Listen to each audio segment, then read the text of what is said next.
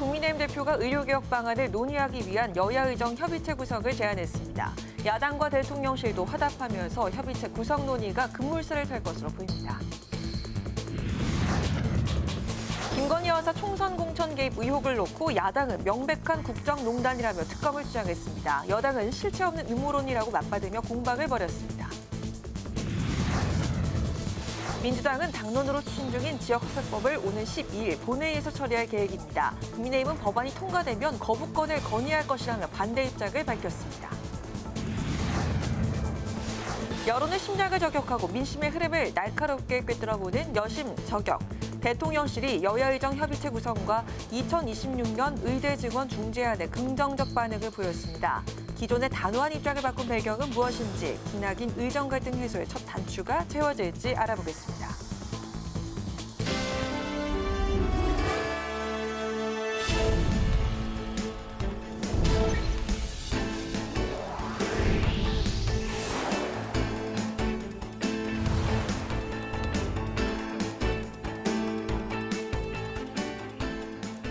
여러분 안녕하십니까? 9월 6일 금요일 국회 라이브 6 시작하겠습니다. 한동훈 국민의힘 대표가 여야 의정 협의체 구성을 제안했습니다. 더불어민주당은 늦었지만 다행이라며 즉시 가동하자고 화답했는데요. 우원식 국회의장도 당장 사회적 대화를 시작해 국민 불안을 해소하자며 환영의 뜻을 밝혔습니다. 오다인 기자가 전합니다.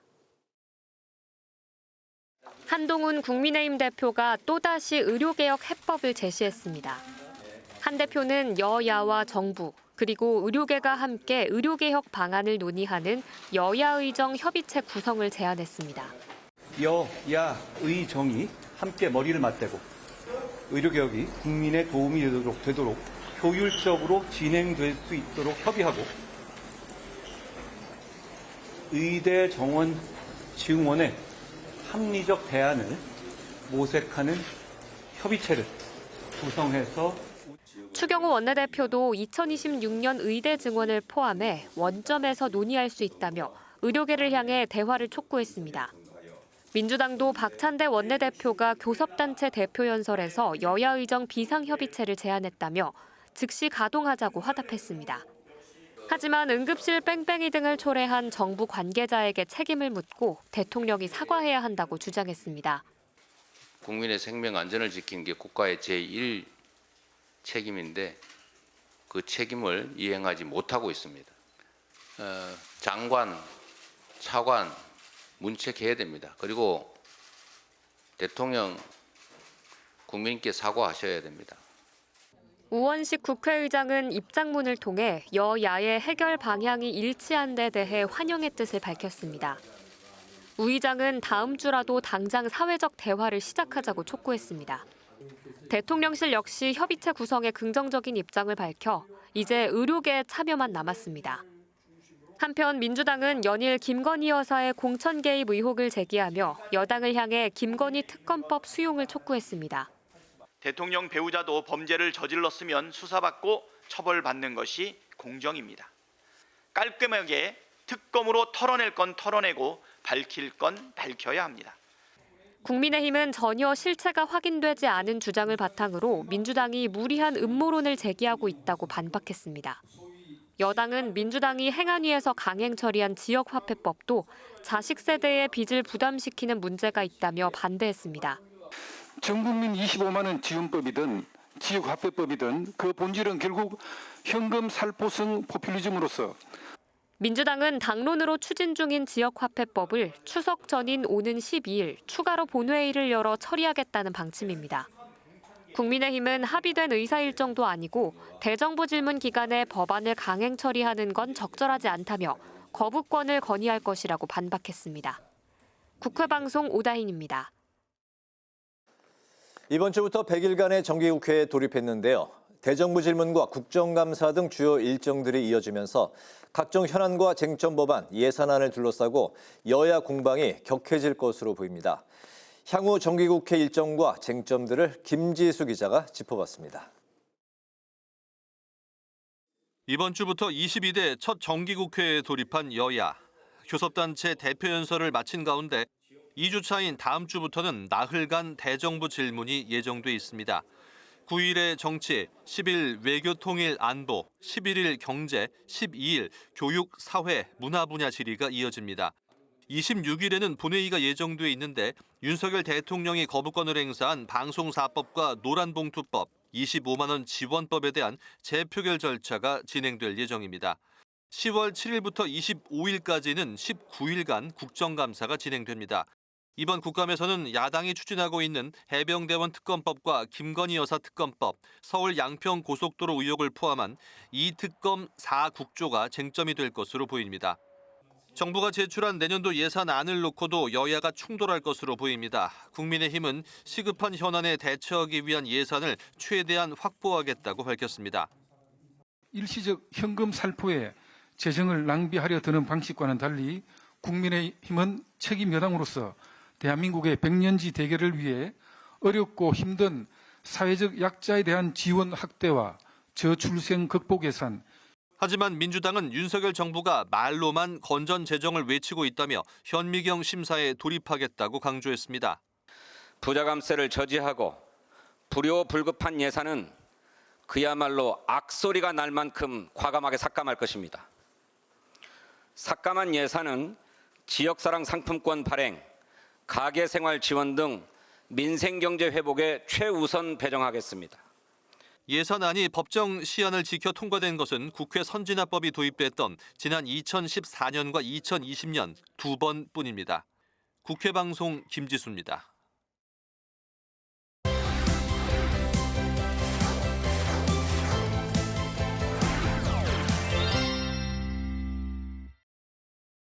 한 주간에 있었던 정치권 이슈를 정리해드리는 순서 주간 이슈픽 코너입니다. 장정현 기자 나와 있습니다. 장 기자 어서 오십시오. 안녕하세요. 네, 첫 번째 이슈픽 바로 살펴볼까요? 대통령 없는 첫 국회 개원식, 이번 22대 국회의 개원식 이야기네요. 그렇습니다. 지난 5월 말 문을 연 22대 국회가 임기 시작 96일 만에 개원식을 진행했습니다. 네. 그마저도 현직 대통령이 불참하면서 이 1987년 민주화 이후 처음으로 이 대통령 없는 가장 늦은 국회 개원식을 개최하게 됐습니다. 네, 지각 개원에 대통령 불참까지 이번 여야 대치 상황 이런 국면을 적나라하게 보여주는 것 같네요. 그렇습니다. 안타까운 일인데요. 이 22대 국회 시작부터 이 다수당의 입법 강행과 또 이에 맞선 집권 여당의 필리버스터 그리고 정부의 거부권으로 이어지는 이 대치 전국 속에서 여야 합의로 국회 개원식 일정을 잡지 못했었는데요. 결국 우원식 국회의장의 결단으로 여야의 22대 국회 개원식을 정기국회 개회식과 겸해서 열겠다고 통보를 하면서 우여곡절 속에 진행됐습니다. 우 의장은 개원사를 시작하며 국민께 송구하다고 말했는데요. 이 관련 발언 먼저 들어보시겠습니다. 네. 개원식은 국회와 국회의원의 존립 근거가 헌법과 국민, 국익에 있다는 것을 되새기고 다짐하는 자리입니다. 이유가 무엇이었든 국민께 드리는 약속이자 국회법상 의무인 국회의원 선서를 이제야 하게 되었습니다. 국회를 대표하는 의장으로서 무거운 책임을 느낍니다. 네, 현직 대통령이 국회 개원식에 불참한 건 이례적인 상황인데 야당의 비판은 물론 야당과의 관계도 더 불편해질 것 같아요. 그렇다고 봐야 할 것 같습니다. 이 대통령실은 윤 대통령을 국회로 초대하기 전에 이 계엄설이 난무하고 특검과 탄핵을 하던 국회부터 정상화하라고 밝혔습니다. 결국 자신과 부인을 겨냥한 특검을 밀어붙이는 야당을 향해서 윤 대통령이 협치에 선을 긋는 모습을 보인 건데요. 또 개원식 하루 전날에는 한동훈, 이재명 여야 대표가 11년 만에 공식적인 여야 대표 회담을 갖고 이 정치 복원과 민생 중심의 정치를 다짐했었는데요. 역시나 다음 날 대통령의 개원식 불참으로 여야의 이런 다짐이 무색해졌다는 평가도 나오고 있습니다. 입법부 수장으로서 우원식 의장 여소야대 국회와 정부를 향해 뼈있는 당부의 말을 전했는데요. 들어보시겠습니다. 다수당으로서의 부담감과 집권당으로서의 책임감이 함께 작동해야 합니다. 여야 정당 모두 각별한 노력을 기울여 주시길 부탁드립니다. 정부에게도 책임 있는 자세, 진전된 자세를 보여달라고 요청합니다. 거듭 강조합니다. 국회를 존중하지 않고 국정 운영에 성과를 낼 수 없습니다. 네. 의료 대란을 이제 계기로 여야 의정 협의체가 만들어진다고 하니까 여야 간의 협치에 물꼬가 이제 좀 튀어지길 기대해 보겠습니다. 네. 두 번째 이슈픽도 살펴보죠. 윤석열 대 이재명, 여야 그 비판 대상 꼽은 것 같네요. 그렇습니다. 22대 국회 이 첫 정기국회를 시작하면서 이 여야 원내대표가 이번 주 교섭단체 대표연설을 진행했는데요.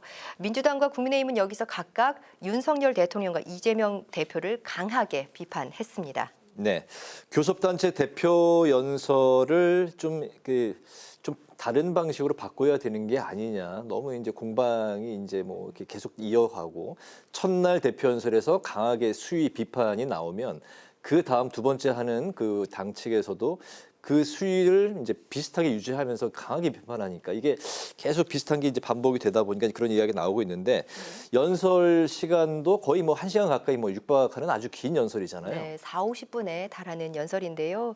긴 연설답게 이 언론에 배포하는 연설문 전문에도 이 제목이 달려 있습니다. 네. 민주당 박찬대 원내대표는 이 위기의 시대 헌법으로 돌아가야 합니다였고 국민의힘 추경호 원내대표는 민생을 지키고 미래를 키우겠습니다였습니다. 먼저 발언에 나선 박찬대 원내대표는 헌법을 서두로 결국 윤석열 대통령을 겨냥했는데요. 관련 발언 들어보시겠습니다. 한쪽에서는 야당과 싸우라고 독려하면서 한쪽에서는 대화와 타협을 말하는 분열적 사고, 말과 행동이 전혀 다른 표리부동, 경노할 줄만 알았지 책임질 줄 모르는 무책임, 남의 말은 절대 듣지 않는 독성과 불통의 리더십이 대한민국과 국민이 직면한 위기의 근본 원인입니다. 네, 이 박찬대 원내대표가 바로 윤석열 대통령의 국정 운영을 비판한 대목입니다. 말씀하신 것처럼 수위가 높았는데요. 여기에다 친일 인사 논란까지 불러오며 윤 대통령 이 헌법 수호 의지가 없다고 목소리를 높였는데요. 반면 국민의힘은 이재명 대표를 여야가 대립하는 이유로 꼽으면서 이 대표 사법 리스크를 방어하기 위한 목적으로 민주당이 방탄 정당 노릇을 하고 있다고 주장했습니다. 이렇게 여야는 각각의 연설에서 이재명 대표와 윤석열 대통령을 특정지으며 22대 정기국회 첫 기싸움을 끝냈습니다. 추경호 원내대표 발언도 한번 들어보시겠습니다. 네. 지금의 정치 태양과 극한 대립의 궁극적 배경에는 이재명 대표의 사법 리스크가 있기 때문입니다. 민주당이 민생은 외면한 채 툭하면 대통령 탄핵 운운하면서 극한 대결에 몰두하는 이유가 무엇이겠습니까? 이재명 대표 사법 리스크 방어용이라는 것 현명하신 국민들께서 다 알고 계십니다. 네, 전날 박찬대 원내대표 수위관이 강하니까 다음날 추경호 원내대표도 저렇게 이제 강경 발언을 할 수밖에 없는 상황인데 입법 강행과 또 연이은 대통령의 거부권 행사 그리고 이제 특검 탄핵 수사를 고리로 여야의 그 비판 수위가 점점 더 대담해지고 강경해지는 것 같아요. 그렇습니다. 이 국민의힘은 민주당이 다수 의석으로 국회에서 폭주를 한다고 주장했습니다. 지난 100일 동안 탄핵안은 7건, 특검 법안은 12건을 발의하는 등 민주당이 이 대표 방탄을 하고 있다며 그 수렁에서 벗어나라고 촉구했습니다. 민주당은 국회의원에게 제일 중요한 건 일본의 마음도 용산의 마음도 아닌 국민의 마음이라고 꼬집으며 이 대통령의 독단과 독선을 견제하는 데 나서달라고 말했습니다. 이렇게 서로의 강한 연설을 들은 여야 정당 역시나 논평으로 거듭 충돌했는데요. 국민의힘은 기승전 대통령의 남탓 연설이었다면서 그동안의 입법 폭주에 대한 반성이 우선이라고 지적했고요.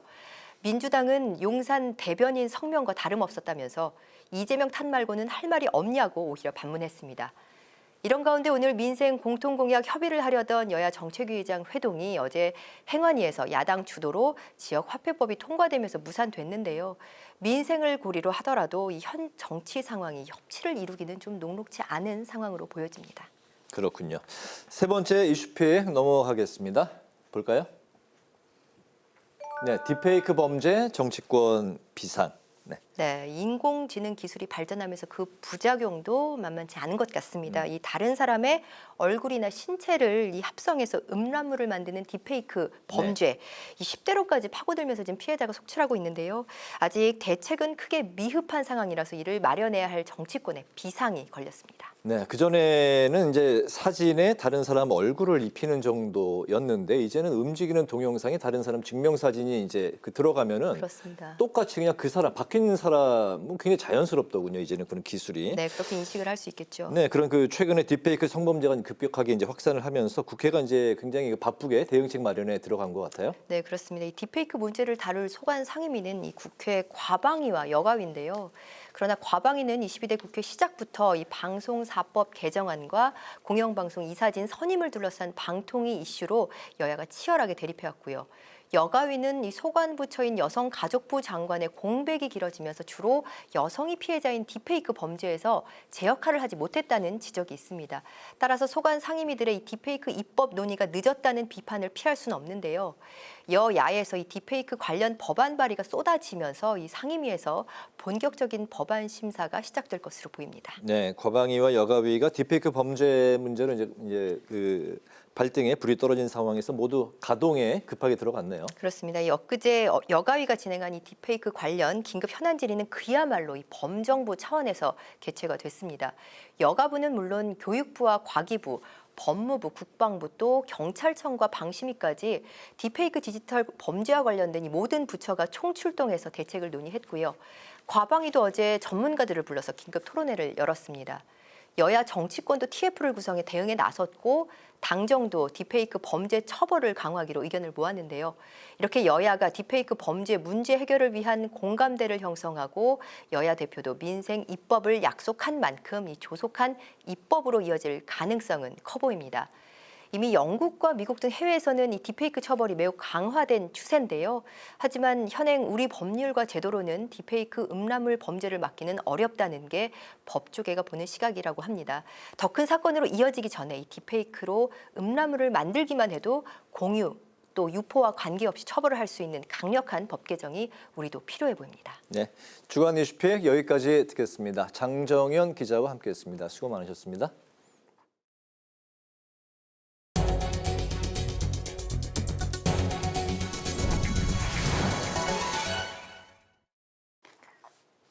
재개발 아파트 입주를 마쳤는데도 조합이 청산을 안 하고 간부들이 월급을 받는다. 그 돈은 누구 주머니에서 나가는 걸까요? 조합비에서 돈 새는 걸 막자는 취지의 청산연금 방지법이 시행되면서 청산하는 조합이 늘고 있습니다. 조합이 총회를 통해 의견을 모을 때 서면 의결을 전자투표로 바꾸자는 법안도 나왔습니다. 김동희 기자가 취재했습니다. 재개발, 재건축 아파트 입주가 끝나도 조합장이 월급과 상여금을 따박따박 챙기는 꼼수, 이젠 안 통합니다. 일명 청산연금 방지법이 시행되면서 조합장이 조합 청산을 미루는 걸 법으로 금지했기 때문입니다. 지난 6월 말부터 시행된 도시주거환경정비법 개정안은 정부와 지자체가 재건축 재개발 조합의 해산과 청산 절차를 관리 감독하도록 정했습니다. 얼마 갖고 시작했고 왜 아직까지 해산을 안 하냐. 근데 거기에 부정이 있든 고의로 지연시키면 형사 고발 조치를 할 수 있는 것이 지난 14년 동안 전국의 재개발 재건축 조합 10곳 중 6곳 꼴은 사업이 완료된 후에도 조합을 제대로 청산하지 않았습니다. 청산연금 방지법이 지난해 12월 국회 문턱을 넘은 후엔 조합 13곳이 청산했고 법 시행 후에도 청산 작업이 꾸준히 진행 중입니다. 조합 총회 의결을 서면 대신 전자투표로 하자는 법도 발의됐습니다. 서면으로 조합원들의 의견을 모으는 과정에서 짬짬이 악습은 반복되고 있습니다. 막대한 자금력이 있는 조합 집행부가 마음만 먹으면 의견을 유도하고 유령 조합원을 동원해 조합원들의 권리를 돈으로 살 수 있는 구조입니다. 정비계획 추진 과정에서 일부 조합장과 건설업체, 협력업체 간 뇌물성 리베이트가 오가며 담합이 이어지거나 조합 임원들이 퇴직 걱정 없이 10년이고 20년이고 이득을 취하는 사례도 적지 않습니다. 조합원들은 전자투표와 현장투표 같이 직접 참여를 보장해야 한다고 말합니다. 서면결에서는 사전에 자기 인적사항을 적어서 제출하게 됩니다. 그러면 비밀 보안이 안 되죠. 그러면 조합원들은 향후에 자기한테 불이익이 있을까 봐 상당히 그 반대표를 던지기가 어려워집니다. 굉장히 위압감과 불안함을 느끼게 되죠. OS 요원들의 회유, 또 약간 과장된 뭐 이런 마케팅으로 해서 조합원들의 좀 의견들이 잘 청취 안 되는 또 단점도 있고요. 전자의결은 본인 인증을 거친 무기명 비밀 투표로 진행되는데 조합원들의 의견을 투명하고 신속하게 반영하고 결과를 조작하기 어렵습니다. 또 서면 의결 용역 업체에게 지불되는 과도한 비용도 줄일 수 있습니다. 서면 동의서를 받아온 OS 요원에게 인센티브를 제공하거든요. 한 번 총회에 1억 7천만 원이라는 엄청난 돈이 이제 사용되는데 그 돈이 결국은 아파트를 추진한 조합원들의 한 분 한 분의 돈이거든요. 노년층을 비롯한 정보 소외계층의 접근성 문제가 있지만 전자투표 방식을 교육하고 현장 투표로 보완하는 방법이 대안으로 떠오르고 있습니다. 서면 의결과 전자투표를 둘 다 인정하자는 내용의 도정법도 국회에 발의된 상태. 사회적 논의와 여야 합의를 통해 관행으로 이어져 온 조합의 서면 의결이 개선될 수 있을지 주목됩니다. 국회 방송 김동희입니다. 한동훈 국민의힘 대표가 한국교회 총연합회, 한국기독교교회 협의회 등 개신교 지도자를 잇따라 예방했습니다.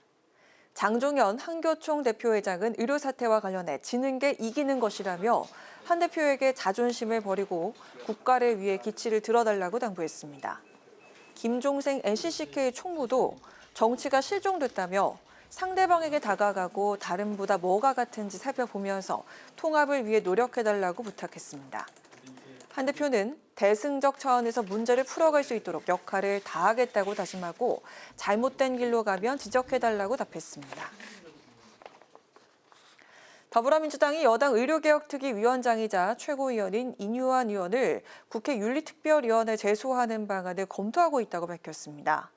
황정화 대변인은 인 의원이 응급실 청탁이 의심되는 문자를 주고받은 정황이 포착됐다며 국민들은 응급실 뺑뺑이를 하고 있는데 집권당은 특권을 발휘하고 있다는 의구심이 든다고 주장했습니다.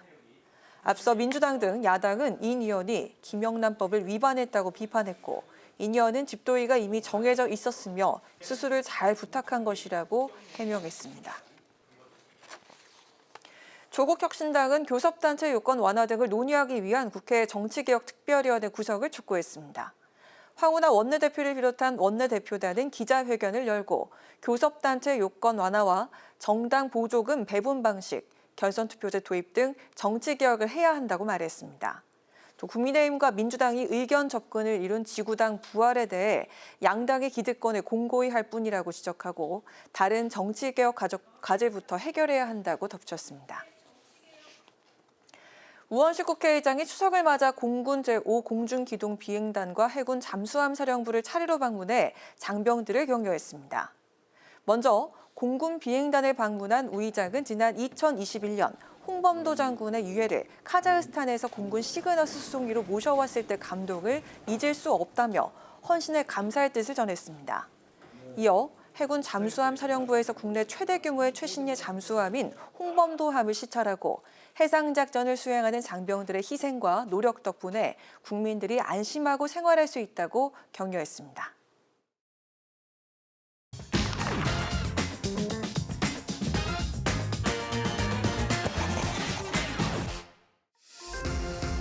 신동진의 정치노트, 오늘의 키워드는 더 내고 얼마 받나입니다. 윤석열 정부가 4대 개혁 과제 중 하나인 연금개혁 추진 계획을 발표했습니다. 정부가 연금 개혁안을 낸 것은 2003년 이후 21년 만인데요. 주요 내용을 살펴보면 큰 골자는 이렇습니다. 국민연금 가입자가 내야 하는 돈인 보험료율을 9%에서 13%로 올리고 받는 돈인 소득대체율을 40%에서 42%로 늘리겠다는 건데요. 아울러 인구 구조 변화에 따라 내는 돈인 보험료율 인상 속도를 세대별로 차등화하겠다는 계획입니다. 내년에 50대가 되는 가입자는 매년 1%포인트씩 4년 후 13%로 인상이 되고 20대의 경우엔 0.25%포인트씩 16년 동안 천천히 인상해서 연령대별 부담을 줄이겠다는 건데요. 하지만 여야가 정부 개혁안에 엇갈린 입장을 보이면서 향후 논의 과정이 순탄치 않을 것으로 예상되고 있습니다. 21대 국회에서 논의되었던 모수개혁안에 더해서 구조개혁안의 방향이 제시되었다는 점에서 의미 있는 진전이 있었다고 봅니다. 연금 수급 불안으로 시스템 자체에 대한 신뢰를 상실한 청년, 미래 세대를 위한 빅스텝으로 보여집니다. 한마디로 더 내고 덜 받으라 하는 것입니다. 노인 빈곤율이 40%에 육박하는 상황을 감안하면 연금의 본질을 외면하는 것이다. 보험료율 인상과 연금액 삭감은 보장성 강화보다 재정 안정화에 치중되어서 국민 부담과 희생이 늘어나게 됩니다. 이번 개혁안에 대해서 자칫 세대별 갈등을 불러일으킬 수도 있다는 우려가 나오자 정부는 형평성을 맞추기 위한 방안이라고 설명했는데요. 만약 차등화를 두지 않으면은 청년 세대는 상대적으로 높은 보험료를 장기간 부담해야 되는 반면에 연금 급여의 소득 대체율은 또 상대적으로 낮습니다. 청년 세대의 부담을 상당 부분 완화할 수 있다고 생각이 듭니다. 따라서 그 보험료율 인상 속도 차등화는 세대별 갈라치기가 아니라 세대별 그 형평성 제고라는 점을 좀 이해해 주셨으면 좋겠습니다. 뿐만 아니라 정부는 연금기금의 지속 가능성을 담보하기 위해서 자동 조정장치 도입도 제시했는데요. 자동 조정장치란 연금 가입자 수나 또는 기대 수명 변화에 따라 연금 수급액을 자동으로 늘리거나 줄이는 장치를 말합니다. 자동 조정장치를 도입할 경우 연금 수지 적자나 기금 소진 시점을 늦출 수 있다는 장점이 있는 반면에 기금이 감소하는 시점엔 재정 상황에 따라 지급액을 달리하게 되는데요. 때문에 내가 받을 수 있는 금액이 줄어들 수 있는 가능성도 뒤따르게 됩니다. 이런 우려 때문에 정부는 강변하며 선을 그었는데요. 절대 줄이지 않습니다. 이거 여기에서는 그렇게 제도는 그렇게 설계를 했거든요. 제도를 만들 때 그렇습니다. 자동 조정을 하기는 하더라도 절대 명목 금액으로 작년보다 더 줄어들게 자동 조정하지는 말자. 그런 겁니다. 예를 들면 일본이 잃어버린 또 20년 있다 보니까 디플레이션이 있어도 되려 물가가 떨어지는 경우도 있었잖아요. 그런 경우에는 현재 주는 금액 그대로 하는 그런 케이스도 있었습니다. 야당의 반발 속에 국회로 넘어온 연금 개혁안을 누가 어디서부터 논의할 것인가를 두고 여야가 충돌을 하고 있습니다. 미루면 국가적으로 큰 문제가 생기고 누군가는 반드시 적기에 해내야 할 개혁이죠. 이번 정기국회가 골든타임입니다. 당장 국회 연금개혁특위부터 구성하고 논의를 시작해서 금년 내에 실질적인 성과를 만들어 냅시다. 자, 이번 정기국회는 모수개혁을 하고 내년에는 구조개혁을 하자라고 얘기를 했어요. 모수개혁을 하는데 특위가 필요한가? 복지위에서 그냥 하면 되죠. 연금을 약화시킬 수도 있는 그런 안이 됐다라고 보는 거죠. 모수개혁안은 21대 국회 연금특위 공론화 결과를 무시하는 것입니다. 여당은 이번 정기국회가 골든타임이라며 야당을 향해 협의체 구성을 촉구하고 나선 상황인데요. 민주당은 지난 21대에서 여야가 합의 직전까지 갔던 소득 대체율을 44%에서부터 다시 논의해야 한다며 팽팽히 맞서고 있는 상황입니다. 연금 개혁은 결국 국회의 터널을 통과해야 빛을 볼 수 있는 사안인데요. 늦출 수 없는 최우선 국가 과제인 만큼 국회의 통큰 결단과 허심탄회한 논의가 시급한 상황입니다. 지금까지 신동진의 정치 노트였습니다.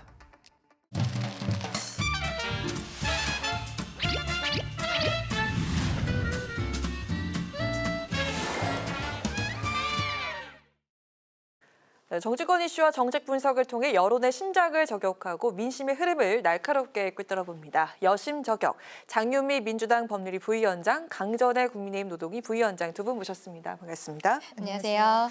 네, 신정지 여대생이 응급실 앞에서 돌아서고 또 공사장에서 출학한 70대는 수술을 받지 못해서 숨졌습니다.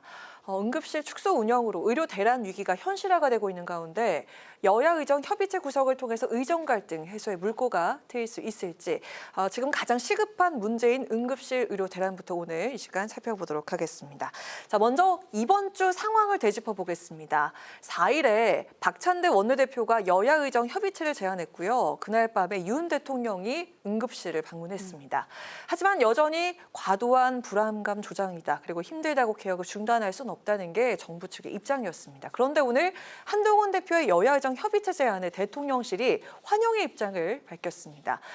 단호하던 입장이었는데 왜 갑자기 좀 달라진 걸지 들어보도록 하겠습니다. 오늘은 한 분씩 좀 질문 드릴까 하는데 누구 먼저 좀 들어보는 게 좋을까요? 제가 먼저 할까요? 네, 좋습니다. 네. 네. 일단은 이번 주에 있었던 일을 넘어서서 그 대통령께서 국정브리핑이 있었는데 국정브리핑 과정에서 당연히 지금 그 의대 정원 문제에 대해서 이제 이야기들이 있었고 그때 기자들의 질문에 대통령께서 현장을 여러 차례 가봤지만 지금 현재 큰 문제가 있는 것은 아니다라는 얘기를 하셨었죠. 그런데 그 이후에 어떤 국민들이 체감하는 것과는 좀 다른 거 아닌가라는 이야기들이 많이 있었습니다. 그리고 한동훈 대표 같은 경우에도 여당에서도 조금은 그 눈높이가 다른 것 같다라는 형태의 이야기들이 있었죠. 그러면서 또 당정 갈등이 계속적으로 불거지는 거 아니냐라는 이야기들도 있었는데요. 여야 간의 당대표 협의가 지난 주말에 있었고 그리고 조금씩 이제 정말 협치하는 모습들을 보이고 있는데 지금 추석을 앞두고 우리 국민들께서 가장 걱정하시는 부분이 실상은 지금 의정 갈등에 따른 그 의료 그 공백이 좀 오래되고 있는 부분들 아니겠습니까?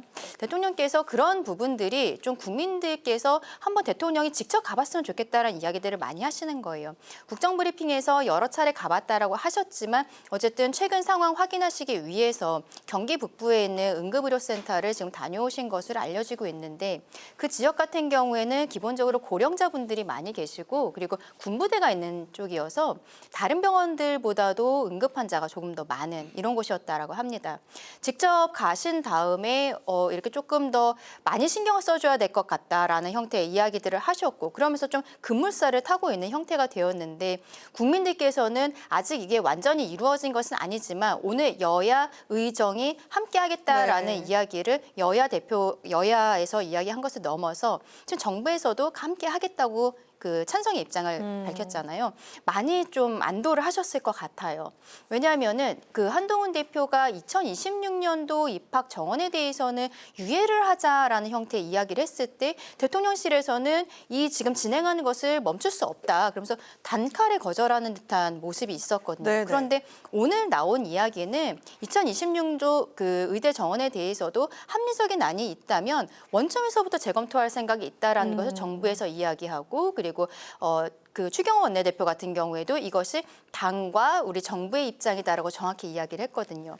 문제는 이제 여야 정까지는 됐는데 그렇다면 의회에서 누가 나올 것인가인 거죠. 지금 방송 들어오기 직전까지도 아직 의사들 쪽에서 는 뭐 정확한 입장이 나온 것이 없습니다. 이건 좀 시간이 걸릴 것 같아요. 왜냐하면 변호사들 같은 경우에는 법정단체로서 대한변호사협회라는 협회가 있는데 의사들은 꼭 그런 게 아니거든요. 대한의사협회도 있고 지금 최근에 한동훈 대표가 만났던 박단 회장 같은 경우에는 전공의협의회예요. 그리고 교수협의회가 또 따로 있고 단체가 여러 군데가 있습니다. 그래서 실상 지금까지도 정부와 의사들 간에 이게 대화가 되지 않았던 게 정부에서는 계속적으로 통일된 안을 가져오면은 대화할 용의가 있다라고 했는데 이 의사들 단체들 간에도 서로 간에 좀 의견이 많이 다른 거예요. 어느 회장이 만났을 때 다른 단체에서는 거기에 대해서 우리는 동의하지 않는다라는 이야기들도 하고 그랬었거든요. 박단 회장이 뭐 대통령을 만났을 때도 다른 단체들에서 굉장히 좀 반발을 하고 이런 모습들이 있었습니다. 그리고 또 최근에는 대한의사협회 회장 같은 경우는 단식을 하고 있었어요. 뭐 PA 간호사 관련한 부분들도 있었지만 한 6일 정도 단식을 하고 지금은 단식은 중단을 하고 회복을 하는 과정이긴 한데 이 의사들 단체들 간에도 굉장히 좀 알력 다툼이 있는 것으로 보여요. 우리가 외부에서 봤을 때 구체적으로 알 수는 없지만 그렇다면은 의사들의 대표로서 누가 나올 것인가? 어떻게 보면 의대 정원을 늘리는 것에 있어서는 전공의들 그리고 의대생들이 가장 당사자라고 볼 수가 있는 것이거든요. 교수나 이미 의사가 돼서 뭐 개업을 해 있는 의사들보다는 네. 아무래도 지금 당장 젊은 의사들이 더 당사자가 돼서 우리 정부 쪽에서는 전공의 협의회 그리고 의대생들이 조금 더 테이블에 나와주기를 바라는 것으로 보이는 눈치인데 지금으로서는 조금 더 지켜봐야 될 것 같습니다. 어쨌든 오늘 여야의정 협의체를 만들겠다라고 이야기한 거 그리고 정부가 힘을 실어준 거에 대해서는 굉장히 진일보하다라고 네. 말씀드리고 싶습니다. 네, 이렇게 여야 의정에서 의가 누가 나오게 될 것인가 네. 좀 의견이 부딪히고 있다 이런 얘기 해주셨고 어찌됐든 이 협의체 제안에 대통령실이 환영의 입장을 밝히게 됐는데 어제 그 한동훈 대표가 대통령실 사유석을 만나서 의대 증원 중재안을 다시 요구를 했다고 합니다. 혹시 이게 결정적인 요인이 됐다면 향후 당정 관계와 또 한동훈 대표 입장에 좀 어떤 영향을 미치게 될지 이 야당 측에서 볼 때 좀 네. 어떻게 생각하시는지 들어볼까요? 일단 한동훈 당 대표로서는 강 변호사님도 표현하셨지만 처음에 제안이 단칼에 거부를 당했었습니다. 네. 그 당시에 대통령실에서 나왔던 입장은 지금 안과 크게 이제 다르진 않았었는데요. 한동훈 대표가 2026년도 정원에 대해서는 좀 유예를 하자는 차원에 대해서 이게 거의 잘 순항하고 있는데 한동훈 대표가 이렇게 발언을 공식적으로 함으로 인해서 약간 스텝이 꼬이게 됐다는 취지로 이야기를 했었어요. 그리고 정부가 이 정부의 개혁에 반대하는 세력과는 타협하지 않겠다는 취지로 밀어붙이겠다고 했거든요. 그렇다면 이 상황에서 한동훈 대표의 안을 수용하는 차원이 한동훈 대표에 대한 신뢰를 그 단시간에 회복해서라고 보여지지는 않는 것 같습니다. 그만큼 너무나 엄중한 상황이라는 걸 정부가 인식하고 있기 때문인 것 같습니다. 대통령이 이 응급실 상황과 관련해서 국정 브리핑에서 이렇게 말씀하셨죠. 이 응급실과 관련해서 문제가 있다라고 묻는 기자에게 나는 응급 현장을 많이 가봤다. 당신이 안 가봐서 그러니 한번 가보시라. 굉장히 잘 가동되고 있다는 취지로 이야기를 했어요. 이거는 현실을 잘 반영한 게 아니라고 생각합니다. 대통령이 그렇게 사실을 잘 반영하지 않은 현실인식을 갖게 되면 대안이 정확하게 나올 수 없다는 점에서 상당히 문제입니다.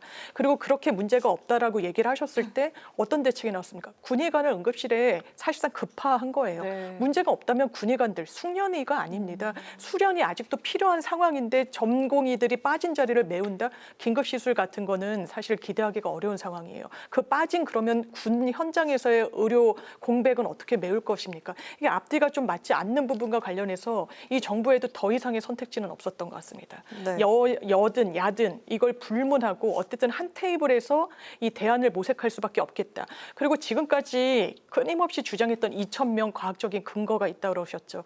박민수 차관은 실제로 문재인 정부에서 10년 동안 400명씩 증원하자는 거는 본인은 그건 비과학적이라는 취지로 이야기를 합니다. 당연히 야당에서 물었죠. 그 당시에 당신은 보건복지부에서 무슨 일을 담당하고 있었냐. 본인이 보건복지의 기조실장이었어요. 중책을 맡고 있었습니다. 정책과 관련해서 무관하지 않았어요. 그때는 맞고 지금은 틀리다 그때는 틀리고 지금은 맞다라는 이런 이분적인 태도를 공무원이 견지하면 안 되는 것 같고요. 그러니까 여당에서조차도 심지어 어떤 인사적인 조치가 필요한 거 아니냐라고 이야기를 나오는데 이제 의대 정원과 관련한 갈등은 첫 발을 뗀 것 같습니다. 이제 추석이 가장 분기점이 될 텐데 걱정이 앞으로도 많이 남은 건 현실인 것 같습니다. 네, 우리 강 변호사님께도 하나 여쭙도록 하겠습니다.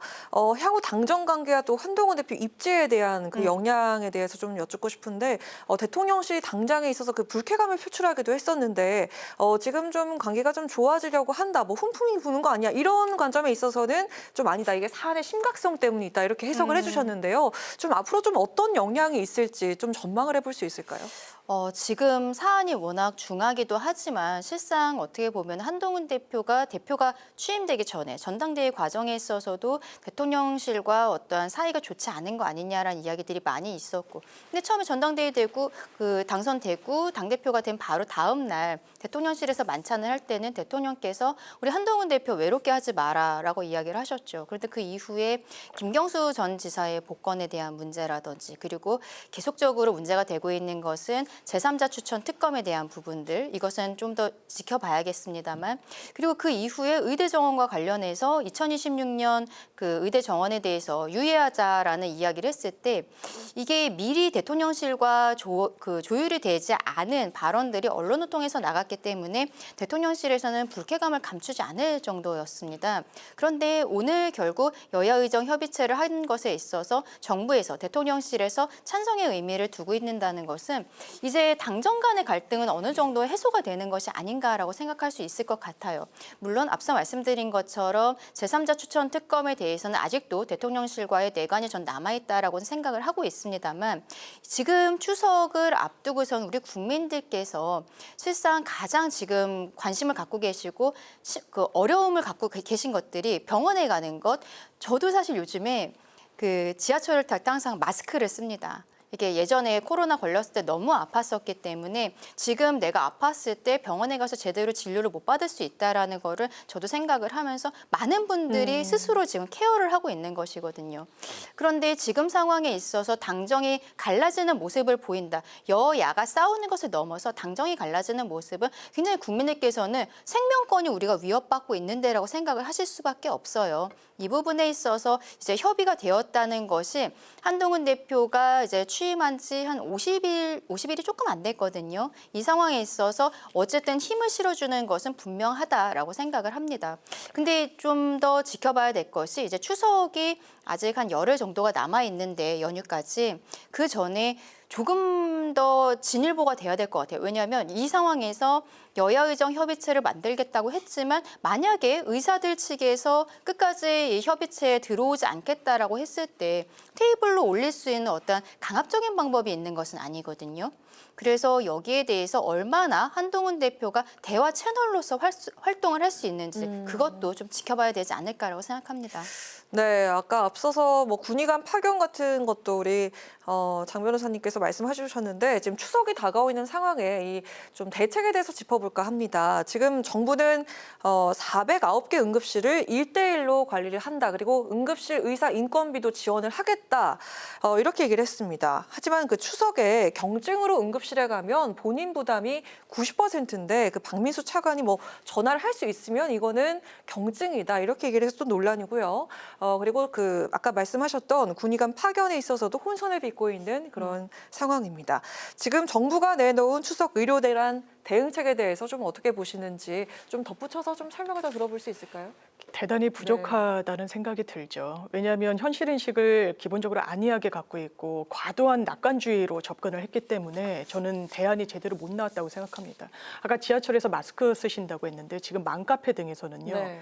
아이가 아프면 병원을 못 갈 수 있는데 어떻게 해야 되냐고 노하우를 공유하고 있다고 합니다. 그런 글이 인기 글이고 막 그렇다고 그렇습니다. 하더라고요. 왜냐하면 현실적으로 와닿는 걱정이거든요. 불안이거든요. 주변에서도 진보 보수 뭐 이런 걸 다 떠나서 병원 가지 않도록 병원 갈 일 생기지 않도록 하라는 겁니다. 저만 해도 집에서 아이가 공을 갖고 이렇게 좀 놀길래 머리 이렇게 넘어질까 봐 절대로 하지 말라 그랬습니다. 병원을 못 갈 수도 있으니까요. 네. 이게 과도한 우려일까요? 그렇다면 대통령께서 말씀하셨다시피 현실을 시민들이 잘 몰라서 그러실까요? 그렇지 않습니다. 한 여아는 고열 때문에 병원을 가야 되고 응급진료를 받아야 되는데 못했어요. 지금까지 한 달 동안 지금 사경을 헤매고 있습니다. 온열 환자분이 병원을 잡지 못해서 사망하셨어요. 이게 지금 우리의 현실입니다. 이런 현실 속에서 추석 같은 경우에는 일단 이동량이 많습니다. 그리고 사건 사고 같은 것이 평시보다 더 많기 네. 때문에 응급실 수요가 많은데 지금 응급실 수요에 1대1 전담을 한다고 이 문제가 생깁니까? 그러면서 시민들에게 가지 말라고 합니다. 응급실이 있냐고 전화할 정도면 응급실 갈 정도 아니라는 거예요. 우린 전문가가 아닙니다. 내가 지금 어떤 상황인지 알 수 없기 때문에 응급실로 갈 수밖에 없는 거예요. 문 연 곳이 없으니까요, 밤에는. 그런데 어떻게 주무부처의 차관이라는 사람이 심정지 정도가 아니면은 이거 중증이 아니라고 이렇게 이야기를 하면서 전화 걸 정도면 경증이란 아니란 인식을 보여줍니까? 시민들의 불안은 현실입니다. 그리고 현장에 비서관을 보낸다? 아니라죠. 왜냐하면 현장에 필요한 건 비서관들이 아닙니다. 의사예요. 의료진입니다. 거기에 대한 대안이 뭡니까? 시민들에게 금액을 높이 받고 그 의료 현장에 이탈한 전문의들을 다시 돌아오게 한 방안이 없는 한은 이건 그냥 허공 속의 메아리에 불과하다. 이 실질적인 대책을 지금이라도 빨리 내놔야 되지 않을까 싶습니다. 네, 이제 마무리로 들어볼 내용은 좀 짧게 들어보도록 하겠습니다. 근본적인 대안은 결국 그 의정 갈등의 해소가 되면 좋겠다라는 그런 생각이 드는데 대통령실은 2026년 의대 증원 조정을 포함해서 합리적 안을 제시하면 원점에서 논의하겠다 이런 방침인데요. 민주당 역시 바로 하자 이렇게 나섰습니다. 있었습니다. 아까 말씀하신 것처럼 여야정은 되고 남은 건 의료계가 됐습니다. 의료계가 과연 대화에 나설 수 있을지, 협의체 구성부터 결실까지 좀 기대를 해볼 수 있을지 우리 장 변호사님께 들어보도록 하겠습니다. 일단 의사분들도 이 직역의 이익 그리고 맞물려 있는 걸 정확히 알고 있습니다. 그렇다면 이 국민 건강권과 관련한 어쨌든 일반 직업과는 또 다른 차별점이 있는 거 아니겠습니까? 네. 국민들이 처음에 윤석열 대통령이 2,000명 의대 정원 하겠다고 했을 때 응원했습니다. 왜냐하면 응급실 뺑뺑이는 대통령도 이야기하셨지만 지금 들어서 더 심화되긴 했지만 과거에도 없었던 건 아닙니다. 의사 정원이 부족했기 때문이라는 문제의식이 국민들에게 있는 겁니다. 2,000명이라는 숫자, 이게 과연 과학적인지 아닌지 논란의 여지가 있지만 일단 지금 9월 달이면 이미 수시 전형이 시작이 됩니다. 이걸 원점으로 돌려달라는 그 요구는 아마 관철되기 어렵다는 걸 저는 의사분들 스스로도 아실 거라고 생각합니다. 네. 그렇다면 그것을 전제로 일단은 야당과도 그리고 여당과도 협의를 하셔야 됩니다. 2,000명 이후에 어떤 시설 설비나 의료 현장이나 아니면 학교에서 교육을 하는데 많이 부족함이 있다면 그 수급과 관련해서 정확한 데이터도 본인들이 대안으로서 낼 의무가 있다라는 거 국민들이 요구하고 있습니다. 네, 여야의정 협의체 앞으로 전망 좀 해보도록 하겠습니다. 일단은 계속 의사들이 나올 수 있을 것인가의 문제인데요. 그렇다면은 정부 측에서 의사들을 어떻게 테이블로 끌어낼 것인가. 저는 이 부분에 있어서 결과적으로는 인사가 좀 있어야 될 것 같다라고 생각을 합니다. 보건복지부 장관과 차관에 대해서 이분들이 뭐 잘잘못을 떠나서 저는 이제는 어떤 대화 채널로서의 역할을 제대로 하지 못한다는 것은 이거는 좀 사실이라고 봐야 될 것 같아요. 뭐 박민수 차관 같은 경우에는 부적절한 발언들 이런 것들도 있긴 했습니다만 그동안에 이 의정 갈등을 해소하는 과정에 있어서 장관과 차관들이 역할을 제대로 못했다는 것을 인정을 하고 저는 이분들이 잦은 사퇴를 하는 형태로 나가야 하지 않나라고 생각을 합니다. 왜냐하면 그렇게 해야 의료계에서는 실상 장관과 차관에 대해서 계속적으로 문제 제기를 했었고 특히 박민수 차관에 대해서는 이 사람을 경질하지 않는 이상 대화 채널로 나가지 않겠다라고까지 얘기를 했었거든요. 근데 당시에는 대통령실과 이제 정부에서 정책을 추진하는 것에 그 드라이브를 거는 것에 좀 강조를 하고 있었기 때문에 인사에 대해서는 그렇게 검토를 하지 않았던 것으로 보이는데 그 이후에도 실언들이 여러 차례 계속되는 부분들이 있고 대화 채널로서 기능하지 못하는 부분들은 이제 전 국민이 알게 되었다라고 생각합니다. 이거는 의료계에 뭐 굴복을 한다거나 이런 것이 아니라 새로운 대화 채널로서 이야기를 하기 위해서 대통령실에서 이쪽에 대해서 먼저 한번 신경을 써주셔야 되지 않을까. 그래야 의사들도 나올 수 있는 어떠한 명분이 생기지 않을까라고 생각합니다. 네, 모쪼록 여야 의정 모두 국민들을 최우선으로 생각해서 좋은 결실이 맺어졌으면 하는 그런 바람입니다. 자, 이어서 현안도 살펴보도록 하겠습니다. 정치권에선 계엄령 공방이 계속이 됐는데 계엄령 이 세 글자가 좀 무섭게 다가온다라는 그런 말씀하시는 분들 정말 많은데요. 국정이 장난이냐? 그리고 정말 이건 괴담 정치다. 여당의 공세 야당 내에서도 자성론이 또 나오고 있습니다. 하지만 김민석 의원은 윤 대통령에게 공개 토론까지 제안을 했는데요. 이게 카더라식의 의혹이다 대 정말 그 아니땐 굴뚝의 연기가 나냐. 이거 누구 말이 맞는지 좀 들어보도록 하고요. 그리고 만약에 이게 근거가 정말로 없다면 왜 민주당은 계속해서 계엄령 군부를 떼려고 하는 걸지. 자, 이번에 강 변호사님 먼저 짧게 좀 들어볼까요? 네, 계엄령에 대해서 지금 뭐 제보가 있다, 증거가 있다라고 이야기하지만 지금 하고 있는 이야기는 뭐 충안고 출신들이 군 장성들 400명 중에서 4명이 들어가 있는 거. 이게 충안파로서 어떤 계엄을 준비하는 것이 아니냐 이러한 이야기들을 하고 몇몇 그 사령관들이 공간에 모였을 때 뭐 계엄을 논의한 거 아니냐 이러한 이야기들을 하는데 민주당에서 아무런 증거는 제시를 하지 못하고 있어요. 지금 김민석 의원이 수석 최고위원인데 처음에 계엄령에 대해서 이야기를 했을 때만 해도 이렇게까지 일이 커지지는 않았었습니다. 뭐 지금 21세기에 계엄령이라고 국민들께서 좀 이상하다라고 생각하고 넘어가시는 정도였는데 지난 주말에 있었던 당대표 회담에서 이재명 대표가 그 온라인 그 생중계가 되고 있는 모두 발언에 있어서 계엄령에 대한 이야기를 했단 말이죠. 당 대표 그리고 그 전에 얘기했던 것도 수석 최고위원. 그렇다면 민주당의 지도부들이 계속적으로 이런 이야기를 하고 있기 때문에 아 정말로 뭐가 있는 게 아닌가라고 국민들께서 그때 이재명 대표가 이야기를 했다는 거는 이거는 확실히 다르다라고밖에 볼 수가 없는 거잖아요. 그런데 그 이후에 딱히 제보에 대해서 이야기하지 않고 최근에 뭐 친명계 좌장이라고 불리는 정성호 의원 같은 같은 경우에는 제보라는 거는 뭐 상상력 아니겠냐? 이런 형태로 이야기하고 김부겸 전 총리 같은 경우에도 민주당 고문으로서 이런 형태로 하면 안 된다라는 얘기들을 하고 계시잖아요. 근데 김민석 의원은 이 상황에 있어서 또 이렇게 민주당에서 이야기하는 것이 계엄을 만약에 대통령이 선포를 하게 됐을 때 지금 헌법상으로는 국회 재적의원 과반수가 해제를 요구하면은 대통령은 선택권 없이 바로 해제를 해야 되거든요. 그러니까 이렇게 헌법상 지금 거대 야당으로서 민주당에서 만약에 해제를 요구했을 때는 할 수 없는 것인데 어떻게 이걸 검토한다는 거냐라는 국민의힘의 말에 그러면 42명을 현행범으로 체포하면 된다라고 이렇게 이야기를 하는 거예요. 거짓말을 덮기 위해서 더 큰 거짓말을 하고 국민들께서는 정말 납득을 하실 수 없는 이런 상황들이 벌어지고 있는 것인데 김민석 의원이 본인이 계속적으로 뭐 대통령에게도 뭐 토론을 제의하고 뭐 한동훈 대표는 이 정도 수준이면 내기의 도청장치 아니냐 이런 얘기하고 있는데 저는 이거는 민주당에서 빨리 털고 나가야 된다라고 생각을 합니다. 제보가 만약에 제대로 된 것이 아니었다라면은 거기에 대해서 국민들께 정확하게 사과를 해야 된다고 생각해요. 지난번에 전현희 의원이 대통령 내외에 대해서 살인자라고 발언한 부분 여기에 대해서도 지금까지 뭐 사과가 한마디도 없는 것이죠. 그리고 계엄령에 대한 부분 좀 특히 민주당의 지도부 쪽에서 막말이 계속 나오고 있는데 이러한 부분들이 국민들께서 보시기에 굉장히 좋지 않고 특히 계엄 같은 경우에는 탄핵을 넘어서 계엄이라는 이런 표현을 쓴다는 것 자체가 너무 우리 일반인에게는 받아들일 수가 없는 부분이거든요.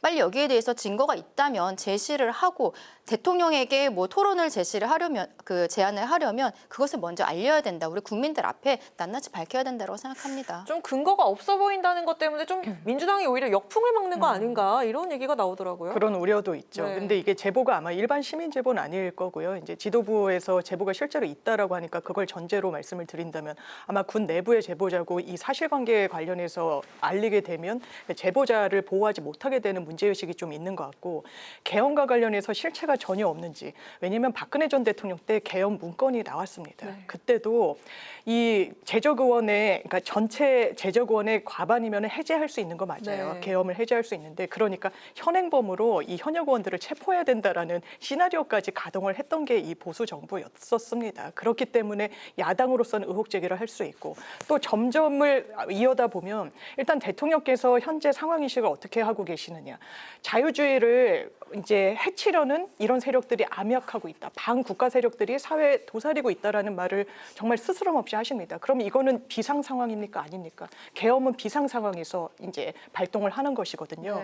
그리고 이른바 계엄과 관련했을 때 이 직간접적인 역할을 할 수 있는 군의 라인이 이른바 충안고 라인으로 바뀐 겁니다. 이를테면 뭐 경호처장이었던 김용현 국방부 장관 후보자가 되신 분도 그렇고 행안부 장관도 뭐 마찬가지입니다. 이상민 행안부 장관도 충안고 출신이시고 그리고 방첩사령관 충안고 출신이시고 777 사령관이라는 곳도 첩보를 다루는 곳이라서 다 맥락이 닿아 있습니다. 그러면 이게 정상적인 국정 운영입니까? 그리고 나아가서 계엄과 관련해서 실제로 문건까지 나왔던 그런 과거에 기반해 봤을 때 저는 야당으로서 충분히 문제의식을 갖고 문제 제기를 할 수 있는 사안이라고 생각합니다. 네, 저희 오늘 좀 주어진 시간이 많지 않은데요. 마지막 질문 하나가 남아 있어서 두 분 워낙 또 달변가시니까 한 30-40초씩 짧게 한번 들어보고 마무리하도록 하겠습니다. 자, 이 상황에서 김건희 여사 공천 개입 의혹이 터졌는데 야당은 이 내용을 추가한 특검법을 새로 발의를 했습니다.